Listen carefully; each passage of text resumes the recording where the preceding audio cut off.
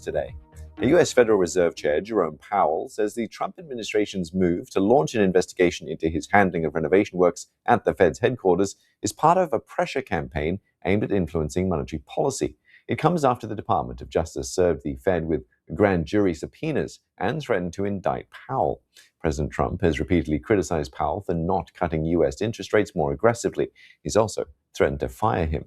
Well, for more on this, I'm joined by Justin Wolfers, an economist at the University of Michigan. Justin, great to get your thoughts on this today. What do you make then of this investigation that's been launched and of Powell's statement? I mean, Powell's statement seems entirely credible.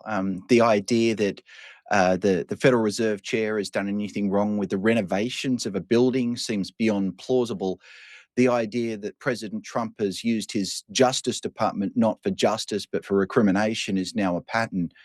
And so we're seeing not just the Justice Department used for injustice now, but the undermining of an independent organization, an independent public servant, Jay Powell, who's been exercising his independence in the interests of the American people rather than the political interests of the president, and the president threatens criminal charges as a result. This is a very, very dark and dangerous moment.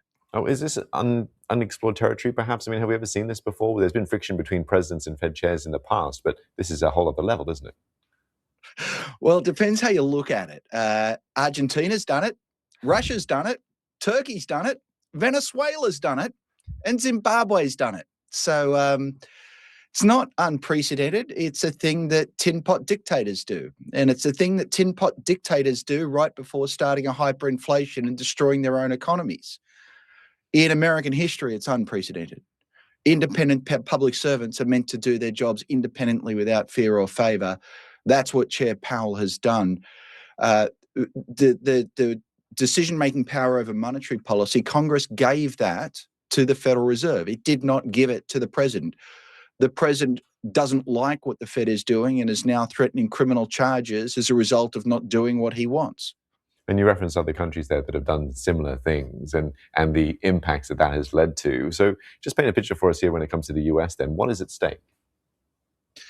Look, mate, it's very hard to tell because with those other countries I mentioned, the Venezuelas and Zimbabwe's and Turkeys, what happened was a populist strongman came to power with an absurd view of the world and not enough checks and balances. And as a result, they got to destroy the economy and destroy the legal and political institutions in those countries.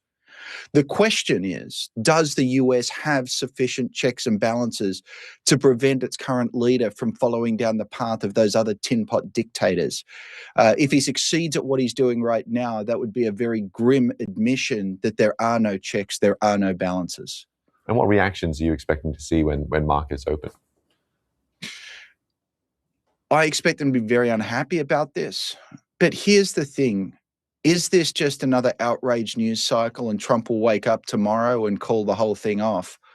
Or is this something like what he recently did in Venezuela, where he's had a sudden and sharp change of opinion and is willing to go in all guns blazing, whether or not experts agree with him? And that's the problem with the president. He talks all day long, and we never know what to take seriously.